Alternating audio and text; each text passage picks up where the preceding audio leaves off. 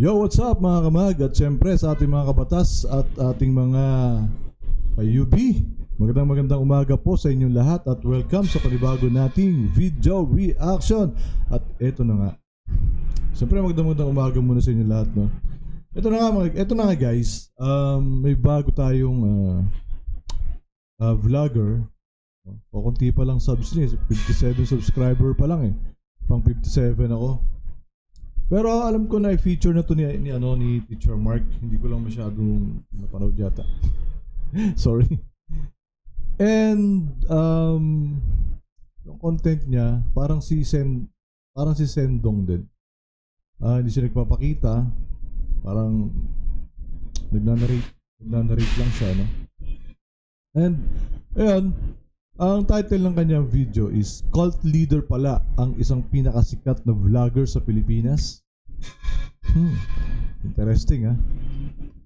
So, sino ba yan? Sino ba yung sinasabing cult leader pala? Panoorin natin. May cult following ba si Rapi Tulfo? Meron o wala? Pero bago natin sagutin yan, si Rapi Tulfo pala eh. Ang tanong niya is, may cult following ba si Rapi Tulfo? Sino tinutukoy niya? Yung mga followers ni Rapi Tulfo. Pag sinabi kasing cult, parang ano yan eh, parang religion na sobrang na brainwash yung mga tao paniniwala, lalong-lalo na pag, diba, tayo kasi mga Pilipino madaling mapaniwala kapag tingin na sa mga diba, pag pinag-usapan na eh God o Diyos, diba? Ang bilis natin mapaniwala. Well, hindi naman lahat pero karamihan mabilis mapaniwala. Well, iba sa ibang lugar ganun din naman eh. Marami nga napapahamak yan dahil sa religion naman. And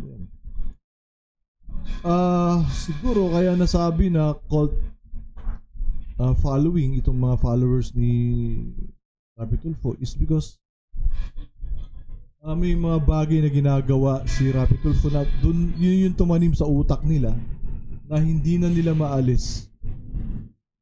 No, hindi na nila maalis sa utak nila yung ginagawa ni Rapi Tulfo, kaya sobrang akala mo Diyos na si Rapi Tulfo sa kanila. Diba? Ano ba yung ano nila? Ano ba yung ginagamit nila? Diba yung at least nakatulong? At least nakatulong kayo ba? May naitulong? Yun kasi yun. Well, opinion ko lang naman yun. alamin muna natin kung ano ibig sabihin ng kulto. Ang isang kulto ay isang grupo ng mga tao na pinapangunahan ng isang charismatic na leader. Ito nga pala si Kindly90. Kindly90. Subscribe na kayo guys. Mabuti natin 1,000 para ka-oblo na rin to. Joke lang. At self-appointed leader. Sinasabi niyang reincarnation siya ng Santo Niño. Sinasabi niyang siya yung Diyos na buhay. O kaya naman sinasabi niyang pagmamayari niya sa sanlibutan, siya lang yung tanging daan para makarating ka sa langit. At itong leader na to, nire-require niya yung bawat miyembro na sumunod sa kanya. At sa mga rules niya na dapat maging devoted yung bawat miyembro sa kanya at sa mga paniniwala nila. At dapat yung miyembro may pakita niya yung loyalty niya sa grupo nila, sa kulto nila, sa pamamagitan ng pangungutang, pagbibigay ng pera, kahit ibenta na yung lupa, yung pag-aari niya. Kahit na handa kang ibigay sa grupo mo, kahit katawan mo pa, ibibigay mo. Dapat handa ka rin na iwanan kahit pamilya mo para lang sa kulto nyo. Handa ka rin nakalimutan or sagasaan yung moralidad mo. Masunod lang yung gusto. Guys, kasi nafa-flash dyan yung yung bata na pinatulfo yung tatay dahil sa 500 na baon. Tapos yung mukha ni Atty. Garrett. Bakit na-flash yun dyan? Nung cult leader mo. Ayan pagkasabi ng cult leader mo, nag-flash yung ito. Sino ba yan? At gusto ko lang dilinawin, yung mga kulto pala, yung mga grupo ng mga kulto, hindi sila pataguan. Karamihan dyan, lantaran. Hindi ko napapansin, kulto pala sila. May kulto rin ako nasalihan dati. At ikakwento ko sa inyo kung paano ako nakaalis doon. At ito nga pala, gusto ko lang linawin, hindi lahat ng religion ay kulto, okay? At hindi rin lahat ng bagong religion ay kulto. Pero meron mga kulto na nagiging religion. Alam mo kung bakit? Para maging tax-free, syempre. So paano mangyayari yun? Well, di ba? Parang may pagka-sarcastic yung dati yun. Tama ba? Parang sarcastic yung dati yun. Kasi, may mga hindi kulto na parang nagiging kulto. Kasi may mga kulto na nagiging parang religion na kasi tax-free. Kasi nga religion dito sa atin, tax-free. No? Pero may mga bansa na pinagtatax nila talaga ang religion. No? Sad to say na malaki kasing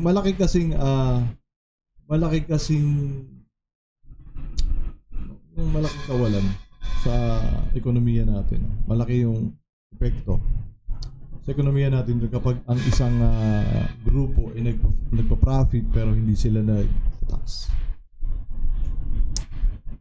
And merong isang writer na sinasabi niya na nakalimutan ko na name at nakalimutan ko na rin saan ko nabasa. Parang may arguo lang. Sabi niya, ang pinaka profitable na business sa buong mundo is una drugs and pangalawa religion. Why? Kasi wala silang tax. So madali kayo yumaman. Yun lang. Yun natin. Kulto tapos magiging religion. Ganito kasi yung pagkakaiba ng religion. Well, wala akong intention na na sirain yung mga religions, but nasabi ko lang naman is yung realidad na nangyayari pagdating sa religion. Sorry lang. Eh, okay magagalit sa akin. Religion sa kulto. Yung religion po kasi ang sinasamba nila ay yung Diyos. Yung Diyos na hindi nakikita. At ang kulto naman, ang sinasamba nila ay yung tao o kaya bagay, object. Tao. Yung tinatawag nilang Diyos na buhay. Ganon. Well, mga kabatas din naman sinasabing Diyos na buhay natin si Atty. Libayo, which hindi naman. Ayaw nga ni Atty. Libayo na maging fanatic tayo. Diba? Kasi yung fanaticism, hindi mo na nakikita yung mali. Kagaya ng mga followers ni Rapi Tulfo. Ang daming, pag nagbabasa ka ng comments sa mga video ni Rapi Tulfo sa RTIA, makikita mo rin marami namang matatalino. Mga nag-English, pero hindi ko na sinasabi na kapag marunong mag-English is matalino na. Siguro lang kasi parang yun nga, kulto nga eh. Kasi yung mga kulto, marami yung matatalino mga believer dyan. Tama kay Kibuloy, marami matatalino mga followers yan, di ba? Pero na brainwash pa din sila. Well, sa totoo lang naman. Yun yung sinasamba nila. O kaya naman sinasamba nila yung rebulto na gumagalaw. Rebulto na umiiyak. So anong difference ng kulto sa religion? Pareho lang naman sila may fina-follow. Pareho lang silang may sinasamba. Yun nga lang ang difference. Yung isa hindi natin nakikita, yung isa naman nakikita natin. Siguro tama na doon. Hanggang doon na lang. Papakita ko lang yung difference. Ina-explain ko lang yung difference ng dalawa. Ayokong tirahin yung religion. Baka ma-delete yung channel. Natira mo na eh. Joke lang. So ngayon, sagutin natin yung tanong na kung paano magiging religion yung isang kulto. Ang kailangan lang nilang gawin ay mag-survive ng mahabang panahon at padamihin yung followers.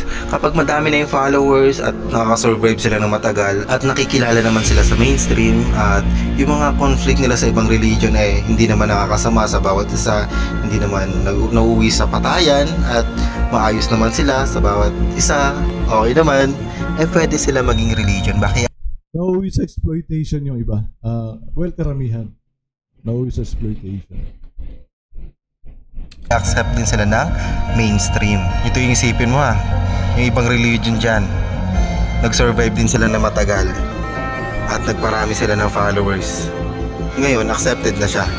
At balikan mo yung past na ikwento mo yung history na maraming patayan yung nangyari. Totoo yan. bago na-establish ang Catholicism, no, ang Christianism dito sa Pilipinas, nagkaroon muna ng batayan. Diba? According to history, ang Pilipinas Muslim country. And so, dumating yung mga Kristiyano, mga Spanish, alam mo yan. Diba? Spanish era. So, kailangan nilang patayin yung mga Muslim para may palaganap nila yung Christianism. So, yung iba na puwersa maging Kristiyano para hindi sila mapatay. So, ayun yung nangyari. Ayun ang history. So, minsan ang tanong, saan yung kabanalan dun? Kung ang pinagmulan ng paniniwala is violence. Diba? Nagkaroon muna ng violence bago na ipakalat yung beliefs ng Christianism.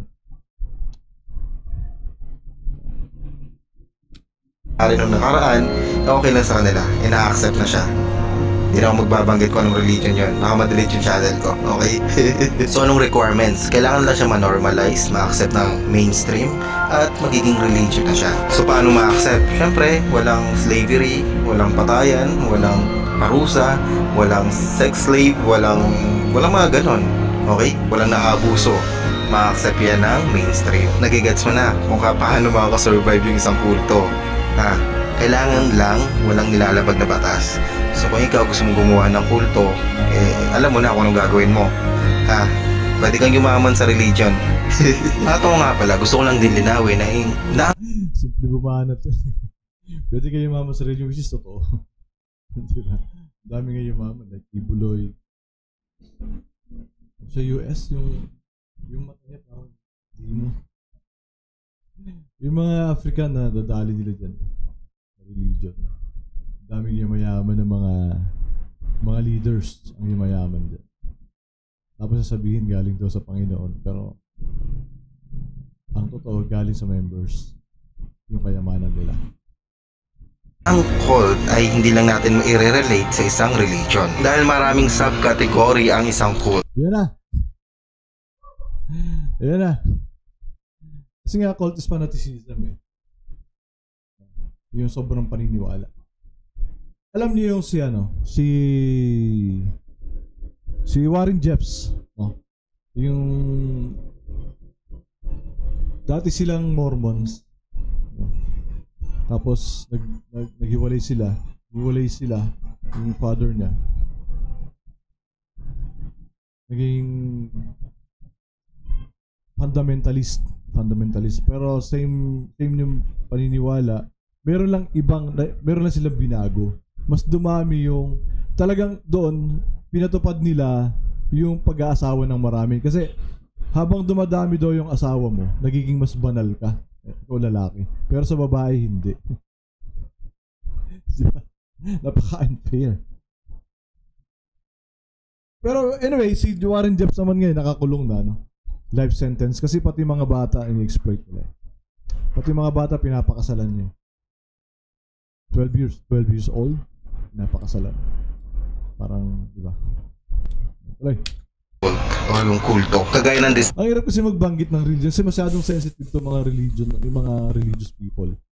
Masyado rin sensitive pagdating sa religion nila. Kaya pag may nasabi kang mali, mali para sa kanila, no? Kahit na may basihan ka, pagdating sa religion is nagagalit sila. Parang wala lang usap. Huwag ka na lang magsalita against sa paniniwala nila or sa religion nila. Parang, di ba? Parang kay Rapi Tulfo din. Di ba? Pero, parang kay Rapi Tulfo. Kasi pagka kiniticize mo siya, nagagalit, napipikon. Di ba? So, yun. Parang, ito na yung pinupunto nitong video niya, no? Ni Kindly 90. Parang ito na yung pinupunto ng video niya na kapag nagsalita ka o kiniticize mo si Rapi Tulfo, nagagalit yung mga members. Diba? Ibabash ka kung ano sasabihin sa'yo. Si Rapi Tulfo nakakatulong. Ikaw, nakakatulong ka ba? Diba? Tapos kung ano sabihin sa'yo. Inggit ka lang. Ganyan. Hindi nila makuha-kuha talaga kung ano yung gusto natin iparating sa kanila. Diba? Kasi nga, they are totally brainwashed. Destructive cults. Ang isang example dito ay yung Manson family. Commune po sila. Ibig sabihin nakatira lang sa iisang lugar, tapos lahat ng mga gamit doon nagse-share sila. Hindi naman sila isang pamilya, pero parang O, ganyan yung kay Warren Jeffs. Nasa isang lugar na sila sa Utah. Tapos meron lang sila isang branch pa. Na parang branch. Nandun na sila. At hindi ka pwedeng lumabas doon. Pag lumabag ka sa batas nila, papalayasin ka. Tatapon ka sa labas. Ngayon, bahala ka mamuhay kung... Kaya maraming namulat doon sa kay Warren Jeffs. Pero marami pa rin talagang brainwash. Kahit nakakulong na si Warren Jeffs, no? Kahit nahusgahan na ng batas ng tao. Parang may telephone sa over the phone sila nagmimisa, parang gano'n. Tuloy. nirahan sila doon na parang isang pamilya, para silang isang gang, kulto sila. Kaya nga sila tinawag na Manson family kasi para silang isang pamilya. Pero yung leader nila, yung cult leader nila, isang kriminal. So ano pa bang ina-expect mong matutunan o kung ano yung teaching ng isang kriminal o isang... pero kahit na parang masama na, naniniwala pa rin sila. Yeah. Nagaya yung fundamentalist si Warren Jeffs. Imagine 80 yung nasa 80 na yata yung asawa niya. Pati asawa ng tatay niya na namatay, inasawa niya yung iba. Yung type siguro, yung mga type niya. Tapos yun nga, pati mga bata pinapakasalan niya. Na para bang siguro, alam na rin naman nila siguro na mali, kaya lang nagiging tama. Kasi nga, na-brainwash na sila wala na eh. Totally brainwash na. So tingin nila, napakaswerte nila pag pinakasalan sila ni Warren Jeffs. Ganun. Pero yung iba, may mga anak-anak nila, hindi na alanganin na. So yung iba tumatakas talaga. Convicted criminal. Tingin mo, ano mga ideology yung matututo? Convicted criminal. Diba? Parang nare-relate talaga kay Rapi Tulfo. Kasi si Rapi Tulfo, alam naman natin, convicted criminal. No? Ito talaga yung ano niya. Parang reverse psychology ba? Kaya pag wala kang critical thinking, hindi mo makukuha yung point niya. Tunan mo sa isang kriminal. Siguro gets mo na yon. At mapunta naman tayo sa doomsday yung iba hindi nila gets yung mga lalo pag mga Tulfonatics cults. Siguro gets mo na to kung sino to mga to, no? Yung mga nagpipreach na magugunaw na yung mundo at kailangan mong umanib sa kanila para maligtas ka. Diyan nga naglalabasan yung mga argument na hindi religion yung magliligtas sa'yo, kundi yung Diyos. Yan yung sabi nung hindi active sa religion nila. Okay, next tayo, huwag natin masyadong pag-usapan yan. Baka madinig yung channel ko. Okay, let's go. Yung ibang kulto po ay political, polygamist, racist, terrorist. Pero alam mo, yung pagkakapareho ng mga kategory ng mga kulto na yan, yung pagkakapareho ng mga yan, eh merong isang leader, o isang bagaw, o kaya naman isang belief system na sobrang mahal nila, sobrang devoted sila doon. Talagang ipaglalaban nila yun hanggang kamatayan. Yun yung pagkakapareho ng... Yung sinasabi ko, kalimutan ko name nito eh. Siya yung pinakamayaman na religious leader. Yung pinakamayaman. Parang panglima yata si Kibuloy. Mga to. So ang tanong, paano na indoctrine or nabibrainwash yung mga tao na sumapi sa kulto na to o maniwala sa belief system nila na hindi gumagamit ng critical thinking? Alam mo yung sagot yan, madali lang, dahil tanga sila. Hindi, biro lang. Ito talagang totoong dahilan. Dahil nga yung mga kulto, merong leader, may cult leader. At yung leader... Ito yung James ba pangalan nito? Jimmy James ba to? So sobrang paniniwala sa kanya ng mga followers niya. Sumama sa kanya sa bundok, then naglason sila doon. Parang may 100 plus yata sila dyan na namatay. Iyan yung nagiging bunga ng sobrang panatiko. So that's the point kung bakit ginawa tong video na to. Pag sobrang panatiko ka, pwede mo ikamatay. Kagaya nito. Isip-isip. Tulfonatics. Hindi ko naman sinasabing mga Tulfonatics ay handang magpakamatay para kay Rapi Tulfo, pero baka dumating sa point na gano'n. Yung iba. Na yun, charismatic, magaling magsalita, ang galing din na mauhok Sino ba yan? Nasa kakaliwa. Diba? niya pag nagsasalita siya. May mga sinasabi din siya mga salita na hindi mo maintindihan, na akala mo ang talino niya kasi hindi mo naintindihan yung sinabi niya, feeling mo mas matalino siya sa'yo, kaya Diba? ayun, naniniwala ka sa kanya. yun, kailangan maging charismatic yung cult leader. Kailangan convincing siya magsalita. Kahit kailangan convincing siya magsalita. And, hindi lang yun. Diba? Sometimes, he's using money para ma-convince mo lang yung tao. Meron akong isang alam na sekta, Christian. Wala rin banggitin. Ang sabi nila, kapag may mga calamity, tumutulong sila. Bibigay sila ng mga material things like, halimbawa, nawalan ka ng, siyempre, nasunugan ka, halimbawa, bibigyan ka nila ng kumot, mga pagkain. Yung katwiran nila, isa yon sa bagay na para makumbinsi nila yung tao para sumapi sa kanila. Diba? Tapos, siyempre, yung magaling na pananalita. Yung magaling na interpretation sa Bible. Ayun. So, I'm sorry po sa mga religion. Ako naman po may religion din naman ako. Kaya lang hindi po ganun kalalim. Well, pero yung ibang kabatas natin, alam nila kung ano yung stance ko. Siguro, ayoko na lang din pag-usapan ko ano yung paniniwala ko. Pero, share ko lang naman kung ano po yung nalaman ko, na pag-aralan ko about religion. And, siguro naman tayo nakikita din naman natin yun. Kaya lang, syempre, may kanya-kanya talaga tayong beliefs. May kanya-kanya tayong paniniwala.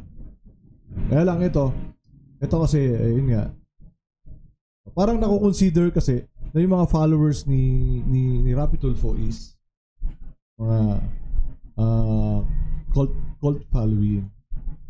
followers. Kasi nga parang na brainwash na din sila. No? Lalo na may ginagamit silang phrase nga. Ikaw ba nakatulong? Si Rapi Tulfo nakakatulong eh. sinungaling na siya kahit nag-iimbento na lang ng mga sinasabi. Nag-iimbento? Sino ba yung nag-iimbento? Nabalas nating sinasabi. Maniniwala ka pa rin kasi nga magaling siya magsalita, magaling siya magsinungaling. At ang lagi niyang pinupunteriya yung emosyon, yung madadala yung emosyon mo. Para hindi na gumana yung logic at reasoning mo, yung critical thinking mo, hindi na gumana. Kasi ano na nga ba nangyayari? Paano ba nila ipinagtatanggol si Rapi Tulfo? Yun nga, di ba? Hanggang doon lang yung kaya nilang gawin. Hanggang doon lang yung kaya nilang sabihin na nakakatulong si Rapi Tulfo. At least nakakatulong. Kasi nga, hindi na gumagana yung logic nila, hindi na gumagana yung critical thinking nila. Kasi nga, importante sa kanila, ayuda. Importante sa kanila, nakakatulong. Diba? And yung ibang klaseng tulong, hindi na nila makita. Like yung ginagawa natin. Tinutulungan natin sila para mamulat sila sa katotohanan. But minamasama nila. Kasi nga, ang alam lang nilang tulong is ayuda. Kasi nga yung emotion mo yung gumagana. Kagaya ng cult leader ng Mormon, nag-iimbento lang naman siya dati. Ayun, naniwala naman yung mga tao. Nag-iimbento nga siya na kailangan magkaroon siya ng 40 na asawa. Tapos dapat yung edad nasa 14 years. Yung si Rapi Tulfo naman 4 lang according to Senomar. Years old. Ayun, nagawa niya. Kasi niniwala yung mga taong tanga-tanga. Ano si Rapi Tulfo, no? Ganun ka.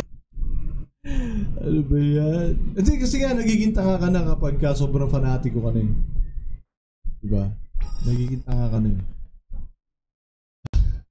lahat halos na gagawin mo para lang paglaban yung paniniwala mo. Diba? Kagaling magsinungaling or mang-deceive yung mga cult leader na kahit yung morality mo masasagasaan at isa sa walang bahala mo na lang at susundin mo siya. Kasi nga siya yung makapagligtas sa'yo. Siya lang yung only way. Siya yung magdadala sa'yo sa langit. Siya yung... Kaya ito si Gibuloy, no? Isang aral to sa mga believers, no? Na huwag masyadong fanatiko. Kasi hindi nyo na nakita yung mali ni Gibuloy na kitang-kita ng ibang tao. Diba? Actually, diba? Marami naman nag-testify. Pero anong nangyayari doon sa mga nag-testify? Anong sinasabi nila na sa mga tao para sa kanila, yung mga nag-testify, pero victim sila. Diba? Imagine, victim na sila. Pero bakit napag-isipan pa na masamang tao? Because, yun nga, they are totally brainwashed. Na ang paniniwala nila si Gibuloy ay sobrang linis. Na hindi na gumagawa ng kasalanan. Diba? Pero may mga nag-testify kasi. Para ilagay mo yung sarili mo sa kahihiyan sa buong mundo. Na nasabihin mo na, diba, na ni-rape ka. Ilagay mo sa alanganin yung buhay mo dahil sa pagte-testify mo. Diba? Kaya sana mamulat tayo sa katotohanan na wag maging fanatiko. Wag maging fanatic. Alright? Tuloy. Last resort mo. So ito yung tanong, paano mo malalaman na sa isang kulto ka na pala? May sa grupo ka na ng mga kulto at yung may cult leader na kayo. Paano mo malalaman? Madali lang, ganito lang yan. I-criticize mo or i-call out mo yung cult leader nyo. Kapag nagawa mo yun, tapos sinampahan ka ng kaso, ayun, nasa... Diba? Diba liwanag na parang kulto talaga. Kasi nga, pag criticize mo, nasampahan ka ng kaso. Kasi ganun din sa diba? Yung kwento ng mga testigo doon kay Gibuloy. Pag nagkasala sila, pinapalo sila. Diba? Maling nasa kulto ka na. At ayun na nga, tama naman yun. Ayaw na mga cult leader na kinikriticize sila. Ayaw na lang kini-question yung mga turo nila. Wala kang karapatang magsalita. Dahil pag nagsalita ka against sa kanila, Diyos ang inaano mo. Yung Diyos mismo ang kasi nga representative sila ng Diyos na sinasabi nila. Kaya pag nagsalita ka against sa kanila, yung Diyos ang minamak mo, hindi siya. So, magagalit sila. Ididimanda ka. Ayaw niyang sinusuwa yung mga policy na sinasabi niya. Kapag hindi ka nag-yes sir sa cult leader mo, contempt yung aabutin mo. At dahil dyan, mawawala yung sense of individuality mo. Yes. Ibig sabihin, kumbaga hindi mo na magawa yung gusto mo, yung feel. Wala nang freedom. No. Wala nang freedom. Hindi na mawawala sa'yo. Freedom. Yung pagiging free thinker. Dapat kasi malaya tayo mag-isip eh. Free thinking kumbaga. Dapat malaya tayo nakakapag-isip. Malaya natin gawin yung gusto natin. No? Nasa sayo na kung gusto mo maging masama, maging mabuti. Pero hindi para manggaling sa isang grupo kung paano ka magiging mabuting tao. Kasi ito halimbawa na lang po. No? May mga tao nagko-confess. Masamang tao sila before. At nagbago sila kasi nakilala nila si Jesus Christ. Napasok sila sa religion na to. Hindi ko minamasama ito, ano po? Paano po kung wala yung religion na yan? Paano po kung wala yung pinaniniwala ang Diyos? Hindi ka magbabago? Tanong lang naman po. Diba? So ito yun. Diba? Parang dito rin. Sa kulto na to na sinasabi niya. Diba? Halimbawa, paano pag wala si Rapi Tulfo? Wala ka ng kakapitan, wala ka ng dedependehan. Paano ka na? Hindi mo kayang tumayo sa sarili mong paa? Diba? Come on, wake up. Yung sarili mong belief system, hindi mo na ma-apply sa buhay mo, hindi mo na alam yung tama at mali. Ang kailangan mo lang gawin is sumunod dun sa cult leader mo. Kailangan mo lang mag yes sir kasi nga natatakot ka sa kanya, kasi nga paparusahan ka niya kapag hindi ka sumunod sa kanya. So isa yan sa mga sign. Kapag takot ka sa leader nyo, ibig sabihin nasa kulto ka. Isa pang sign na nasa cult ka, mas pinipili mo yung cult leader mo kaysa sa pamilya mo. Handa nga masira yung pamilya mo. Tama. Ang kagaya ng bata na yun, di ba? Mas pinili niya magparapit Tulfo kaysa dun sa unawain yung ama niya. Na may paliwanag naman yung ama niya eh. Diba? Pero mas pinili niya na magparapit Tulfo na mapahiya sila. So ano nangyari ngayon? Yun yung hindi naiisip. At huwag lang masira yung paniniwala mo kasama yung cult leader mo. Sa madaling salita, handa ka magpatulpo, masira lang yung pamilya mo, at magkaroon ng viral views si Tulfo. Oh shit, joke lang yun guys, baka papadala na ako ng love letter. Ngayon, sagutin na natin yung tanong na, may cult followers ba si Tulfo? At ang sagot ko ay meron. Meron siyang cult following, pero wala siyang kulto. Hindi siya cult leader. I mean, pero hindi niya kiniklaim na cult leader siya or siya yung magdadala sa'yo sa langit. Gets mo? Hindi siya Sabi ganun.